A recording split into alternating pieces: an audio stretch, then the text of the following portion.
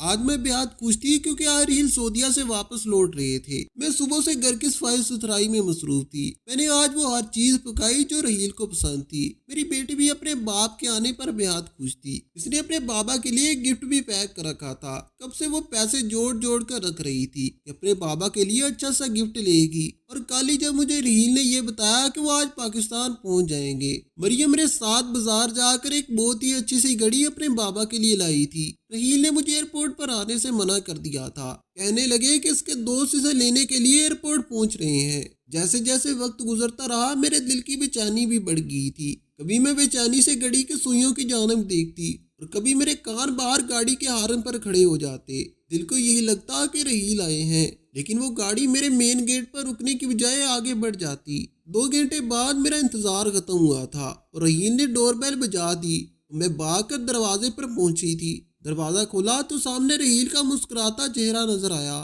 ایک بے اختیار سا عمل تھا۔ وہ پورے 6 ماہ بعد آئے تھے، اس لیے میں اس کے پہلو سے جا لگی۔ انہوں نے بھی بازو پھیلا کر مجھے اپنے ساتھ لگا لیا اور پھر مجھ سے خیریت پوچھنے لگے۔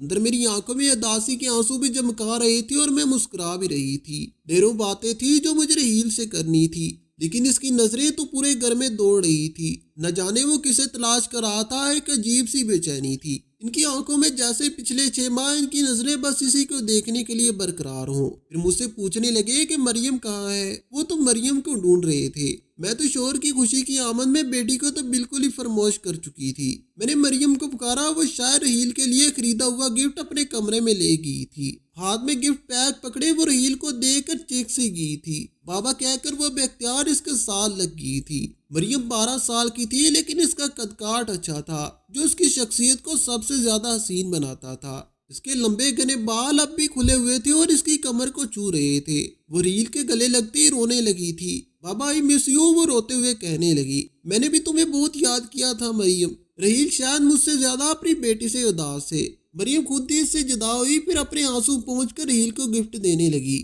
رحیل نے گفٹ لیتے ہوئے اس کے ہاتھ کو چوما تھا اور پھر اس کی دی ہوئی گھڑی بھی پہن لی۔ ہم تینوں نے مل کر کھانا کھایا تھا۔ پھر رحیل نے اپنے بیگ سے ڈھیر ساری مریم کے لیے کی گئی شاپنگ دکھائی۔ میرے لیے تو وہ چاند ایک ہی چیزیں لائے تھے، لیکن مریم کے لیے پورا بیگ بھرا ہوا تھا۔ مجھے بھرا ہوا تھا۔ کبھی کبھی تو مجھے یقین ہی نہیں آتا تھا کہ رحیل مریم سے اتنی محبت کیوں کرتے تھے۔ شاید اس لیے کہ وہ ہماری واحد اولاد تھی۔ رات دیر تک رحیل مجھ سے اور مریم سے باتیں کرتے رہے۔ وہ 1 مہینے کے لیے آئے تھے اور وہ مہینہ یوں گزرا کہ مجھے پتہ بھی نہ چلا۔ لیکن رحیل نے سعودیہ واپس جانے سے پہلے جو بات مجھے بتائی، میں سن کر اور بھی زیادہ افسردہ ہو گئی تھی۔ وہ مجھ سے کہنے لگے کہ وہ اس بار مریم کو اپنے ساتھ سعودیہ لے کر جائیں گے۔ یہ سن کر تو مریم خوشی سے جھومنے لگی تھی، لیکن میں نے رحیل کو حیرت سے دیکھا۔ میں نے کہا کہ وہ کہنے لگے کہ تمہارا ویزا نہیں لگا، لیکن میں جاتے ہی دوبارہ اپلائی کروں گا، ورنہ 18 دن بعد مریم عمرہ کر کے واپس آ جائے گی۔ یہ سن کر میں اس بار اور بھی زیادہ اداس ہو گئی تھی۔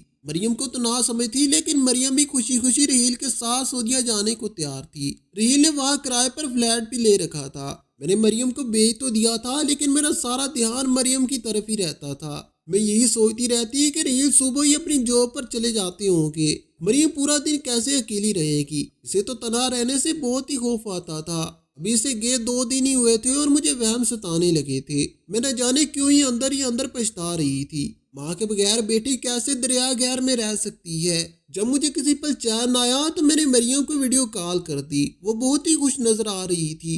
سفید لباس اور دوپٹہ اوڑھے وہ مجھے بتا رہی تھی کہ اس نے عمرہ ادا کر لیا ہے، اسے یہاں پر بہت ہی سکون مل رہا ہے، وہ بہت ہی خوش ہے۔ میں نے پوچھا وہ میرے بغیر اداس تو نہیں ہے؟ وہ کہنے لگی کہ نہیں ماما، میں بہت خوش ہوں، بابا میرا بہت خیال رکھتے ہیں۔ میں نے رحیل سے جب بات کی سب سے پہلے اپنے ویزے کے بارے میں پوچھا۔ وہ بات آئیں بائیں شائیں کر گیا تھا، کہنے لگا کہ مریم کچھ دن بعد واپس آ جائے گی، پھر فون بھی بند کر دیا۔ میں یہاں اداس تھی اور وہ باپ بیٹی وہاں مجھے یاد بھی نہیں کر رہے تھے۔ میں اپنے آپ کو تسلیاں دے رہی تھی کہ 2 ہفتوں کی تو بات ہے، لیکن اصل ہوش تو میرے اس وقت اڑے جب مہینہ گزر گیا۔ رحیل نے تو مریم کی واپسی کا کچھ بتایا ہی نہیں اور نہ میری اس کے بعد مریم سے بات کروائی۔ میں نے کہا کہ رحیل وہ 18 دن کے ویزے پر گئی تھی، اسے واپس کیوں نہیں بھیج رہے؟ وہ کہنے لگا کہ اب میں اپنی فیملی یہاں بلانے کے چکر میں لگا ہوا ہوں، بہت جلد تمہیں بھی بلوا لوں گا۔ مریم کو میں نے یہاں اسکول میں داخل بھی کروا دیا ہے۔ میں نے اسے کہا کہ میری مریم سے بات ہی کروا دے۔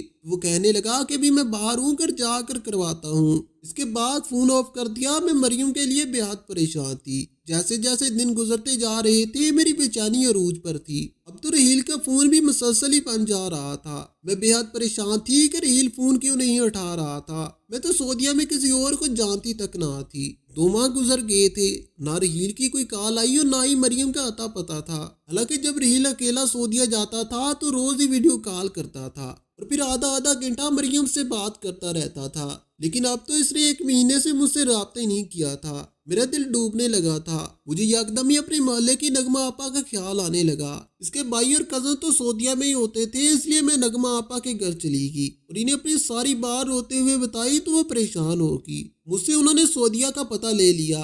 مجھ سے کہنے لگی کہ وہ یہ پتہ اپنے بھائی کو بتا دے گی، اس سے کہے گی کہ وہ خود اس فلیٹ میں جا کر دیکھے کہ مسئلہ کیا ہے، رحیل کیوں فون پر رابطہ نہیں کر رہا۔ میں نے نغمہ آپا سے کہا کہ وہ جلد از جلد مجھے یہ سب معلوم کر بتائے۔ یہ کہہ کر میں اپنے گھر آ گئی۔ 4 دن مزید ہی گزرے تھے کہ اب میں بھی رحیل کے نمبر پر کال کر رہی تھی، مگر وہ مسلسل ہی بن جا رہا تھا۔ میری بے چینی دن بہ دن بڑھتی جا رہی تھی۔ کہیں ان دونوں پر کوئی مصیبت تو نہیں آ گئی۔ میرا دل طرح طرح کے وسوسوں سے گر چکا تھا۔ تبھی اگلے روز نغمہ آپا میرے گھر آئی۔ ان کے چہرے کے تاثرات دیکھ کر میرا دل تیزی سے دھڑکنے لگا تھا۔ وہ مجھے دیکھ کر بولی کہ میرا بھائی گیا تھا تمہارے شوہر کے فلیٹ پر، مگر وہ اپنی بات ادھوری چھوڑ چکی تھی۔ میں نے بے چینی سے ان سے پوچھا تو وہ بولی جس فلیٹ کا تم نے پتہ دیا تھا۔ میرا دل ڈوب سا گیا تھا۔ میں نے نغمہ آپا کی منتیں کرتے ہوئے کہا کہ خدا را کسی طرح مجھے مزید معلومات دے دے۔ نغمہ آپا نے مجھے تسلی دیتے ہوئے اور ممکن مدد کرنے کو کہا اور اٹھ کر چلی گئی۔ مجھے اب ایک اور ڈر تھا کہ کہیں خدا نہ خواستہ کسی حادثے میں انہیں کچھ ہو تو نہیں گیا تھا۔ یہ خیال آتے ہی میرا دل تھمنے لگتا تھا۔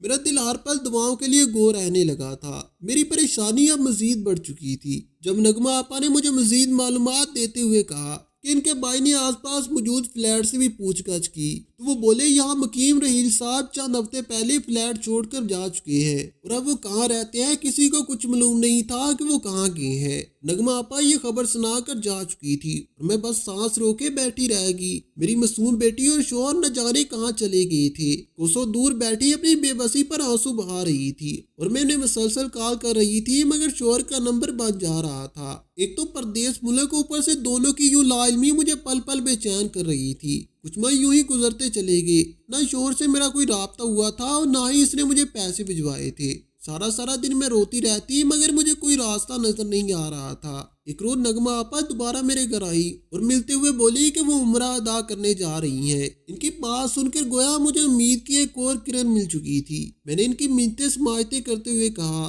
کہ مہربانی فرما کر کسی طرح میرے شوہر اور بیٹی کا پتہ لگوا دے۔ میں آپ کا یہ احسان زندگی بھر نہیں بھولوں گی۔ نغمہ آپا نے مجھے تسلیاں دی اور پھر سعودیہ کے لیے روانہ ہوگی۔ میرے دل میں کئی وسوسوں نے جنم لے لیا تھا۔ رحیل میرا شوہر تھا اور مریم میری بیٹی۔ آخر دونوں مجھے کیسے فراموش کر سکتے تھے؟ ان دونوں کی محبت ہی تو میرے لیے کل اثاثہ تھی۔ نہ جانے وہ دونوں کس حال میں ہوں گے۔ ایسے کچھ دن بیت گئے کہ ایک دن میرے لیے کاٹنا مشکل ہو رہا تھا۔ آخر 25 دن گزرے اور نغمہ آپا عمرہ کر کے واپس آ گئی۔ میں نے مبارکباد دینے کے لیے ان کے گھر چلی گئی۔ مجھے تجسس تھا نہ جانے وہ کیسی خبر لائی ہوگی۔ مہمانوں کا رش کچھ کم ہوا تو نغمہ آپا کے چہرے سے مسکراہٹ غائب ہوئی تھی۔ پہلے تو وہ مجھ سے نظریں چرانے لگی، پھر وہ مجھے لے کر ایک الگ سے کمرے میں چلی گئی۔ میں خاموشی سے ان کا ایک ایک لفظ سن رہی تھی۔ مجھے اپنی سانس رکتی محسوس ہوئی جب انہوں نے مجھ پر انکشاف کیا۔ میں ایک لمحہ بھی ضائع کیے بغیر فوراً گھر آ گئی اور سعودیہ کے لیے اپنا ویزا لگوایا۔ چند دن کے اندر ہی میں سعودیہ کے لیے روانہ ہو چکی تھی۔ میری آنکھوں میں آنسو تھے۔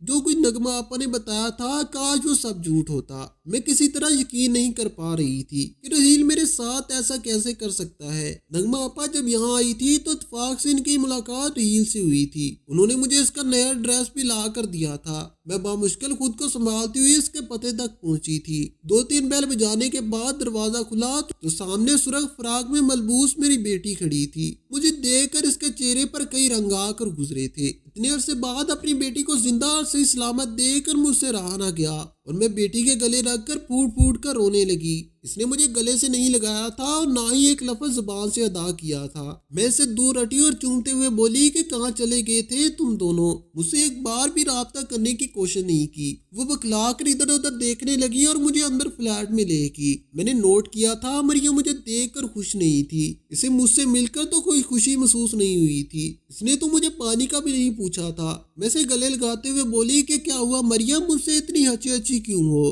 क्या मेरा आना तुम्हें अच्छा नहीं लगा? मेरी बात सुनकर वो कुछ देर बाद बोली, आपने यहाँ आकर बहुत बड़ी गलती कर दी है मामा, आपको यहाँ नहीं आने चाहिए था। इसके ये अल्फाज मुझे परेशान कर दिए थे। मैंने इससे रहील के बारे में पूछा। वो कहने लगी कि वो कमरे में सो रही है, मैं जगा कर लाती हूँ। इसका लहजा और अंदाज मुझे काफी बदलता हुआ लगा था। मैं शशो नज में मुब्तला बैठी थी। मैंने मरियम पर नोट किया था, वो चंद माह में ही काफी बदल चुकी थी। इसके पहनने ओढ़ने का ढंग किसी बच्ची जैसा बिल्कुल भी नहीं रहा था। यहाँ आकर मुझे नगमा आपा की कही बात कुछ सच महसूस होने लगी थी। जब मरियम को कमरे में गए काफी देर होगी तो मैं भी उठकर इसके पीछे चली गई। मैंने जैसे ही दरवाजा खोला तो मेरे सर पर आसमान टूट पड़ा था। मुझे लगा कि मैं दोबारा सांस नहीं ले सकूंगी। मरियम रहील के बाहों में थी और रहील इससे कह रहा था कि कौन आया है बाहर। तभी रहील के मुझ पर नजर पड़ी और वे एक झटके से मरियम से लग हुआ था। मरियम सर झुकाए खड़ी थी। कितनी देर में सदमे से दो चार रही। मेरा शोहर अपनी बेटी के साथ ऐसे कैसा कर सकता था?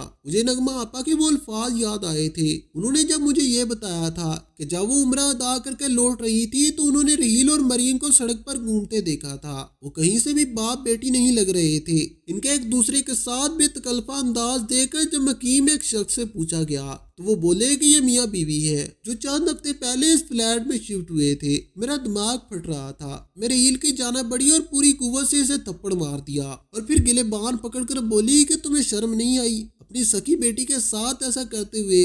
वो पहले तो सपटाया और फिर मुझे झटक कर बोला कि ये मत भूलो कि ये मेरी सकी बेटी नहीं है बल्कि तुम्हारी दोस्त की बेटी है। शोहर के मुंह से ये अल्फाज सुनकर तो मेरे रोंगटे खड़े हो गए। क्या मतलब सकी बेटी नहीं थी? हमारे बेटियां तो बेटियां होती हैं, सकी सतीली थोड़ी होती हैं। शोहर की फितरत से मैं वाकिफ थी, मगर इसकी नीयत अपनी मुंह वाली बेटी के लिए भी बदल सकती थी, मैंने कभी सोचा नहीं था। मरियम रोते हुए एक तरफ खड़ी थी और फिर रोते हुए बोली कि मामा रहील ने मुझसे निकाह कर लिया है। इसके ये अल्फाज मुझे तड़पा गए थे और मैं जमीन पर गिर चुकी थी। रहील के अल्फाज मुझ पर क़यामत बनकर टूटे थे। मैंने मरियम की जानब देखा, वो सर झुकाए खड़ी थी। मैंने रहील की जानब देखा, वो ऐसा कैसे कर सकता था? क्या एक बार भी से मेरा ख्याल नहीं आया एक मुसलमान होते हुए इस माशरे में कैसे गुनाह का इर्तिकाब कर बैठा था? रहील मेरी जानब बढ़ा और बोला कि अब यही हकीकत है, तुम तस्लीम कर दिया करो, मगर अब मरियम ही मेरी बीवी है। मुझे इससे तब से मोहब्बत है जब इसने होश संभाला था। तुम्हें मुझे कोई दिलचस्पी नहीं रही थी। मैंने अपना ड्रेस बदला, मगर न जाने कैसे तुम्हें इस फ्लैट के बारे में पता चल गया। मैं जमीन पर बैठी रो रही थी कि कैसे ये शख्स एक मुसलमान होकर बच्चों का तकद्दस पामाल कर रहा था। रहील मरियम को बाजू से पकड़कर घसीटते हुए वहां दूसरे कमरे में ले गया। मुझे आज से 10 साल पहले के मंजर याद आने लगे। मेरी अपनी औलाद नहीं थी। डॉक्टर का कहना था कि मेरा शोहर कभी बाप नहीं बन सकता। मेरी एक सहेली थी जिसके मैं बेहद करीब थी, मगर एक रोज इसका और इसके शोहर का बुरी तरह से एक्सीडेंट हो गया। बुरी हालत में इन्हें अस्पताल लाया गया। इसका शोहर तो मर चुका था, मगर वो अपनी आखिरी सांस ले रही थी। इसकी 2 साला बेटी थी जिसने इसे मेरे हवाले कर दिया। आखिरी सांसों में उलझती मेरी सहेली ने अपनी बेटी को मुझे सौंप दिया था। मैंने इसे सीने से लगा कर पाला था और वो मुझे अपनी जान से भी ज्यादा अजीज थी, मगर आज वो हुआ जो किसी तौर पर भी मेरे लिए काबिल कबूल नहीं था। वही बेटी जो आज 13 साल की उम्र में मेरी शोहर की बीवी और मेरी सोतन बन चुकी थी। मैं फौरन उठी और मरियम की जानब लपकी। मैंने फौरन इसे रहील से आजाद करवाया। मैंने इससे तस्दीक करना चाही थी। वो सर झुका कर कहने लगी कि सच यही है मामा, मैं अब रहील की बीवी बन चुकी हूँ। अब आप यहाँ से वापस चली जाए, मुझे और रहील को अपनी जिंदगी में खुश रहने दे। बेटी के अल्फाज मुझे मुश्किल कर चुके थे। मैं इसे थप्पड़ मार चुकी थी। बगैर लड़की तुम्हें शर्म नहीं आई ऐसे करते हुए? एक बार भी ख्याल नहीं आया कि तुम कितने बड़े गुनाह का इर्तिकाब कर रही हो? क्या इसलिए तुम रहील के साथ सऊदीया आई थी ताकि सारे खानदान की नजरों में धूल झोंक कर ये सब कर सको? रहील गुस्से से मेरा बाजू पींच कर मुझे कमरे में धक्का दे चुका था और फिर अगले ही लम्हे मेरा सर कोने पर जा लगा। सारा मंजर धुंधला सा हो गया था। मेरा सर चकराने लगा था। खून की एक फुहार फूट कर मेरा चेहरा भिगो चुकी थी।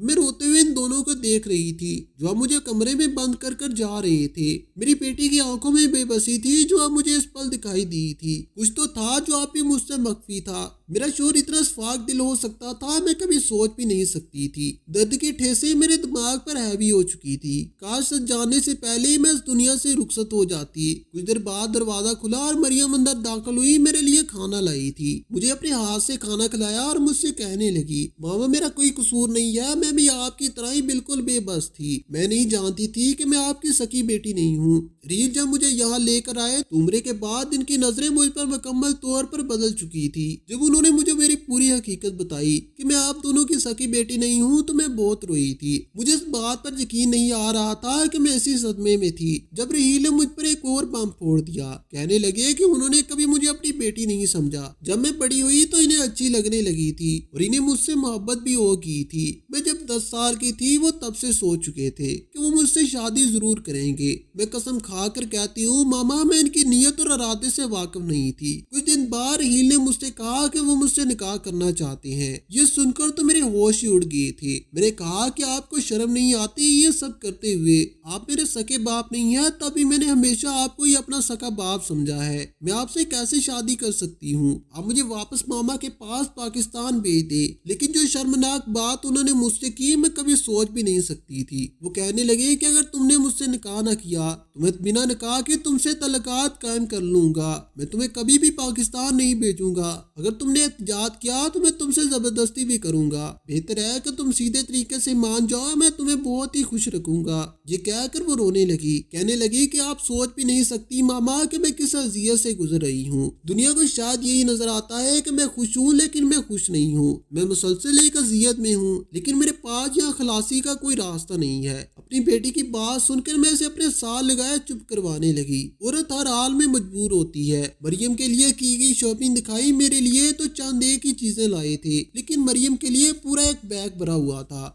تھا۔ مجھے تو کبھی یقین ہی نہیں آتا کہ رحیل مریم سے اتنی محبت کیوں کرتے ہیں، شاید اس لیے کہ وہ ہماری واحد اولاد تھی۔ رات دیر تک رحیل مجھ سے اور مریم سے ہی باتیں کرتے رہے۔ وہ 1 مہینے کے لیے آئے تھے اور وہ مہینہ یوں گزرا کہ مجھے پتہ ہی نہیں چلا، لیکن رحیل نے سعودیہ جانے سے پہلے جو بات مجھے بتائی میں سن کر اور بھی زیادہ افسردہ ہو گئی تھی اور مجھ سے کہنے لگے کہ اس بار دوبارہ مریم کو اپنے ساتھ سعودیہ لے جائیں گے۔ یہ سن کر تو مریم خوشی سے جھومنے لگی تھی، لیکن میں نے رحیل کو حیرت سے دیکھا۔ میں نے کہا اور وہ کہنے لگا کہ تمہارا ویزا نہیں لگا، لیکن وہ کہنے لگا کہ وہ دوبارہ جا کر اپلائی کرے گا ورنہ 18 دن بعد عمرہ کر کے مریم واپس آ جائے گی۔ یہ سن کر تو میں اور بھی زیادہ افسردہ ہوگی۔ اس سے کہنے لگی کہ وہ خود جا کے اس فلیٹ میں دیکھے کہ مسئلہ کیا ہے، رحیل فون پر رابطہ کیوں نہیں کر رہا۔ میں نے نغمہ آپا سے کہا کہ وہ جلد سے جلد مجھے اس پر معلوم کر بتائے۔ یہ کہہ کر میں اپنے گھر آ گئی۔ 4 دن مزید ہی گزرے تھے کہ اب میں بھی رحیل کے نمبر پر کال کر رہی تھی مگر وہ مسلسل ہی بن جا رہا تھا۔ میری بیچاری دن بہ دن بڑھتی جا رہی تھی، کہیں ان دونوں پر کوئی مصیبت تو نہیں آ گئی۔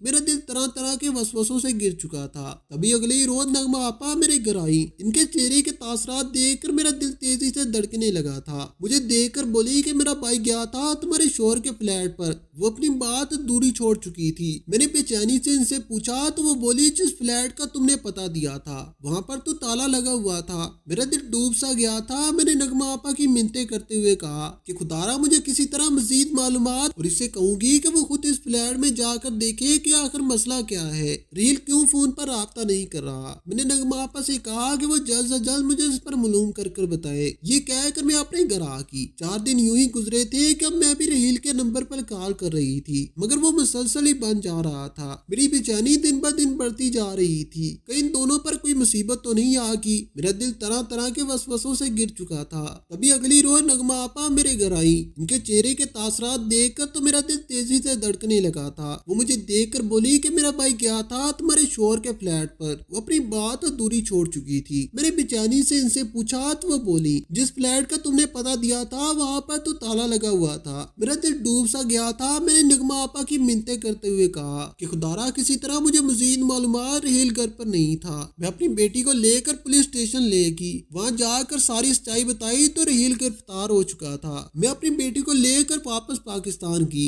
گھر میرا ذاتی تھا، میں پڑھی لکھی بھی تھی اس لیے ایک جاب کرنے لگی۔ اپنی بیٹی کو دوبارہ اسکول میں داخل کروا دیا، اسے یہ کہا کہ وہ ماضی کو برا خواب سمجھ کر بھول جائے۔ تو دوستوں آپ کو ہماری آج کی کہانی کیسی لگی؟ کمنٹ باکس میں اپنی قیمتی رائے کا اظہار ضرور کیجیے گا۔ ویڈیو پسند آئی ہو تو ویڈیو کو لائک کریں اور دوسروں کے ساتھ ضرور شیئر کریں۔ مزید اس طرح کی سبقواز کہانیاں اور واقعات سننے کے لیے ہمارے چینل کو سبسکرائب کریں اور دوسروں کے ساتھ ضرور شیئر کریں۔ شکریہ، خدا حافظ۔